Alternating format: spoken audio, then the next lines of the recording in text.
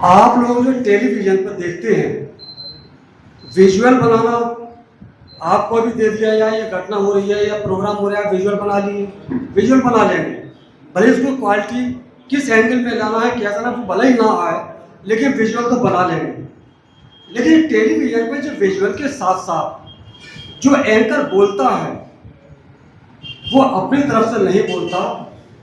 हम अगर कोई खबर बना करके अपने चैनल को दे रहे हैं तो उस विजुअल से वो चैनल वाले नहीं मालूम उनको कि क्या स्टोरी है। उसके लिए हमको एक स्क्रिप्ट लिखनी होती है कि क्या हमारी खबर क्या है। मैं यहाँ ना तो किसी को कुछ सिखा सकता हूँ ना बता सकता हूँ, क्योंकि मैं खुद शिक्षार्थी हूँ। आज तक मैं सीख ही रहा हूँ और हमेशा सीखने की कोशिश करता हूँ। लेकिन जो मेरे बुजुर्गों ने, मेरे उस्तादों ने जो बताया और जो मैं करता हूँ वो यह है कि स्क्रिप्ट, देखिए प्रिंट मीडिया और इलेक्ट्रॉनिक मीडिया में बहुत बड़ा अंतर है। प्रिंट मीडिया को हमेशा पढ़े लिखे लोग ही पढ़ते हैं। अगर कोई बात समझ में नहीं आती है तो उसको रिपीट करेगा, 2 बार पढ़ाएगा, 4 बार पढ़ाएगा, अगर कोई ऐसा अल्फाज उसमें आया है। देखिए इलेक्ट्रॉनिक मीडिया में जो वाणी निकल गई एक बार, वो निकल गई, दोबारा वो वापस नहीं आएगी।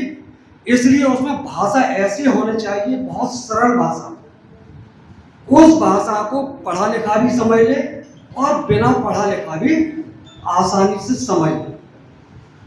एक तो स्क्रिप्ट का ही, स्क्रिप्ट में रिपीटेशन नहीं होना चाहिए कि बार बार एक ही बात को कहा जाए।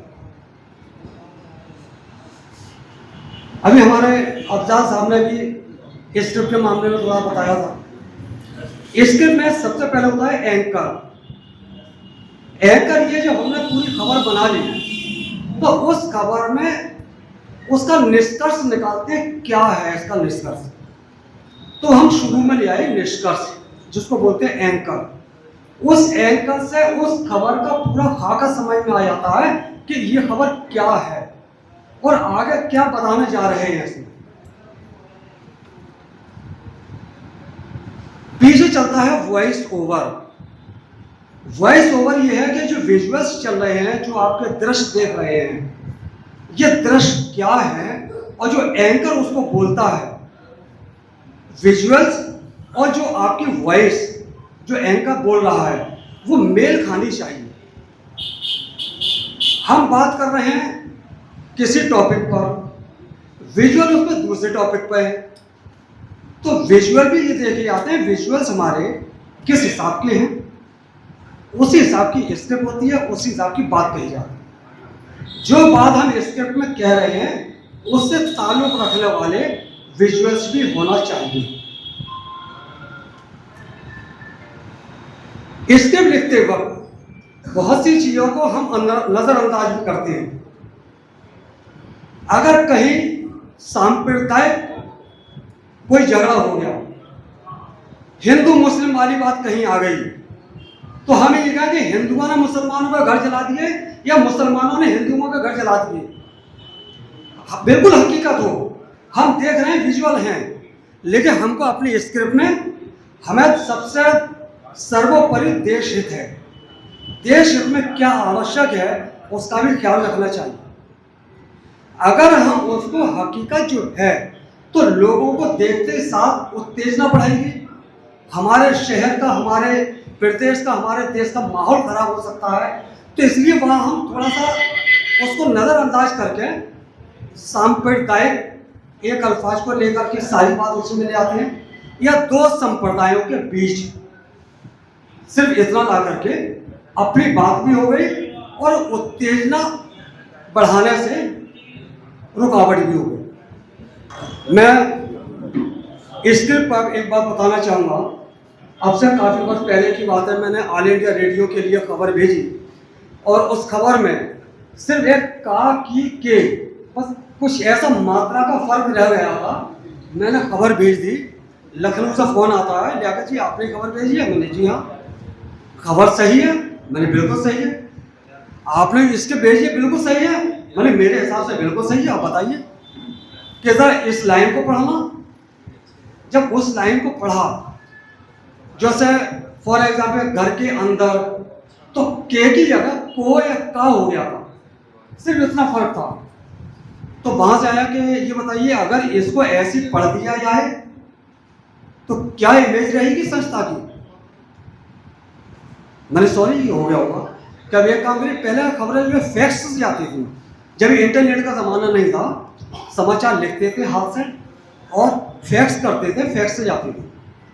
वहाँ से खबर आई कि आप इस खबर को दोबारा लिखिए और दोबारा फैक्स करिए। मैंने सर 3 किलोमीटर दूर तारघर है, वहाँ जाना पड़ेगा, नहीं कुछ भी हो खबर सही भेजिए। उस खबर को मैंने दोबारा भेजा सिर्फ मात्रा की वजह से। और जब गोरखपुर में हम लोगों का 3 दिन का वर्कशॉप था, वहां बाई नेम, बाई जिले का नाम लेकर के मुझे बुलाया गया और कहा गया आपको उस टाइम बुरा लगा होगा, लेकिन बताइए उसके बाद में गलती नहीं हुई है इस बात की।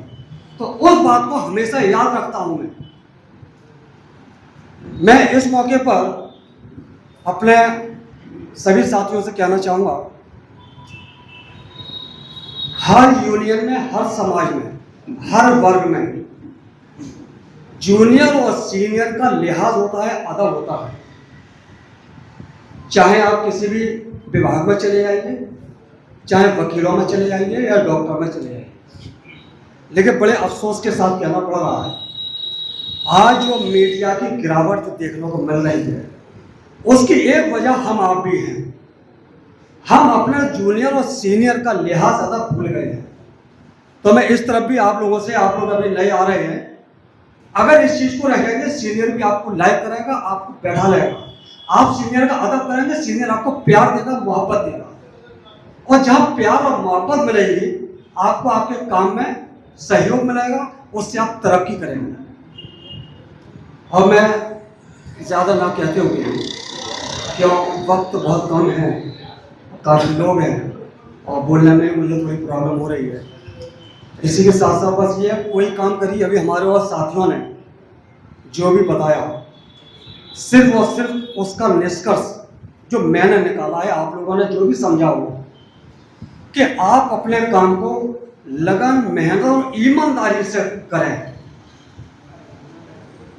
दुनिया की कोई ताकत आपको कोई बिगाड़ नहीं पाएगी। किसी भी कठिन समस्याएं आए, ऐसी समस्या आई, मेरे सामने भी आई हैं, मैंने अच्छे अच्छे अधिकारियों से लोहा लिया है और चैलेंज देकर उनके ट्रांसफर कराए हैं इसी वजह से। लेकिन कब कराए? जब मैं अपने ईमानदारी को उस पर सही रहा।